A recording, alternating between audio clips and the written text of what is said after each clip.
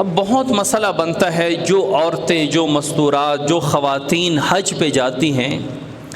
اب حج کے دن آ گئے، ان کی ماہواری شروع ہو گئی، حیض آ گیا، مینسز آ گئے، اب ان کے لیے حج کا کیا حکم ہے؟ اب جو حج ان پر فرض ہے، حج کے دن آ گئے، 8 ذو الحجہ کو نکلنا ہے منا کے لیے، 9 ذو الحجہ کو نکلنا ہے عرفات کے لیے، 10 ذو الحجہ کو کنکریاں مارنی ہے، قربانی کرنی ہے، حلق یا قصر کرنا ہے،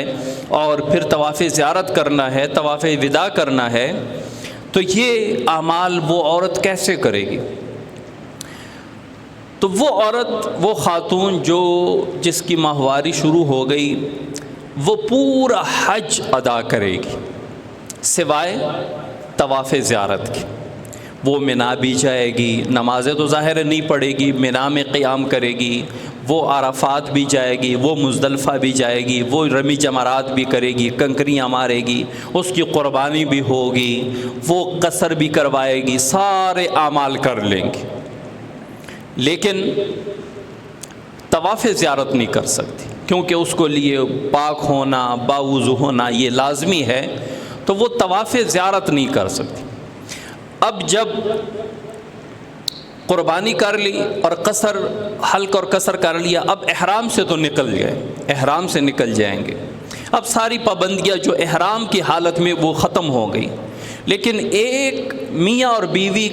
کی قربت ہم بستری وہ ابھی تک ممنوع ہے جب تک طواف زیارت نہیں کریں گے۔ اب وہ خاتون جس کی ماہواری شروع ہو گئی، وہ صرف طواف زیارت نہیں کر سکتی، اور جب تک طواف زیارت نہ کیا ہو اس وقت تک میاں بیوی کی قربت وہ ممنوع ہے۔ اگر طواف زیارت سے پہلے میاں بیوی نے ہم بستری کر لی تو ان پر بدنا آ جاتا ہے، یعنی جس طرح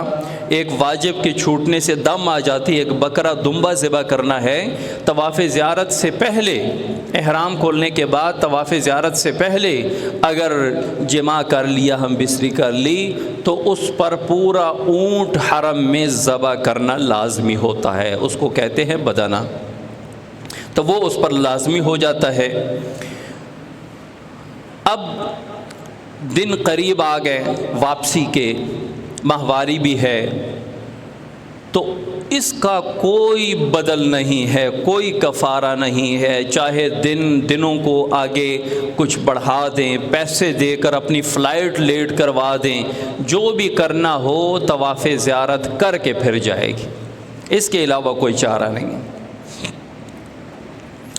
کیونکہ ساری زندگی جب تک طواف زیارت نہیں کرے گا یہ ایک ممانعت ہم بستری والی یہ ممنوع رہے گی،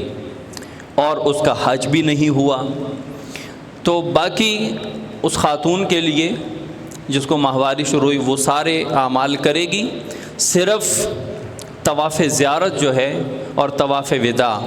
وہ تب تک قیام کرے گی حرم شریف میں، وہاں پہ جب تک وہ پاک نہیں ہوتی اور وہ طواف زیارت کر نہیں لیتی تب تک اس کا حج نہیں ہوا، وہ وہیں قیام کرے گی۔